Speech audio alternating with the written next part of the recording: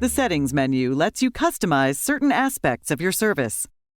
Press the menu button on the remote control and arrow down to Settings. Under the Settings menu, you can change your display settings and your guide settings. You can also change your parental ratings.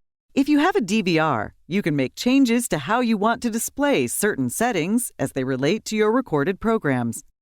There is also an Apps Settings section that will be different depending on your video service and will not be covered in entirety. Please refer to the optional Phone menu section for information on phone settings. Edit Favorites was covered in an earlier section, Working with Favorites.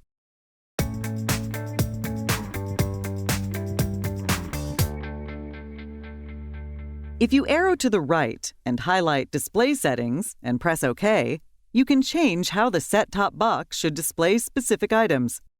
For each option, simply use the arrow buttons to see available choices.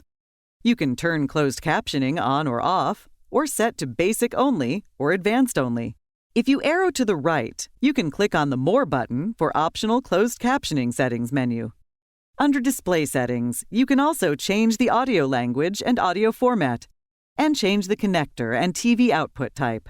For example, you would need to display an HD TV in 16:9 and a regular television in 4:3. Here, you can also change your conversion mode and output resolution. Typically, these are items set at the time of installation and then left alone. You can also disable the auto standby or set it to after 5 hours. Once you have made changes, highlight Save and press the OK button on your remote. If you are afraid you have made changes that you do not want, you can always exit without saving your changes.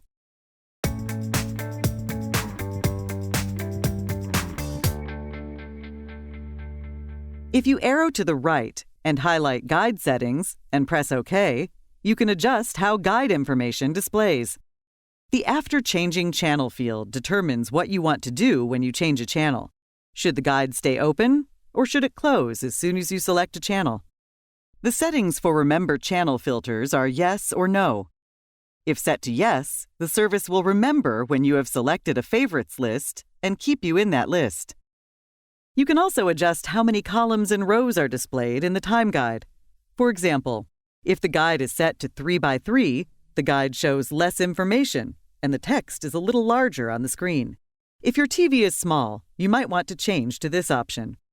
Likewise, you may want to show more information on the screen by setting it to 6 rows and 6 columns, and the guide shows more information per screen with smaller text. It's all a matter of preference. Inactivity Timeout refers to how long the service will wait for a key to be pressed before the set-top box times out and closes the menu. Options range from 1 second to 2 minutes to never. If Never is selected, you'll always need to press Exit to clear the screen. You can adjust scrolling behavior so you can scroll through channels in the guide either by channel or page by page.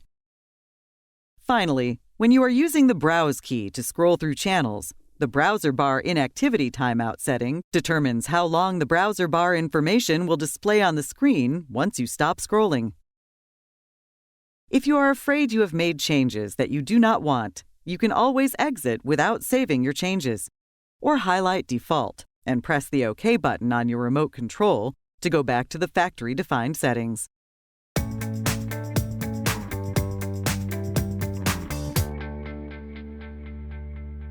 The Settings menu also gives you access to options regarding the recordings on your DVR.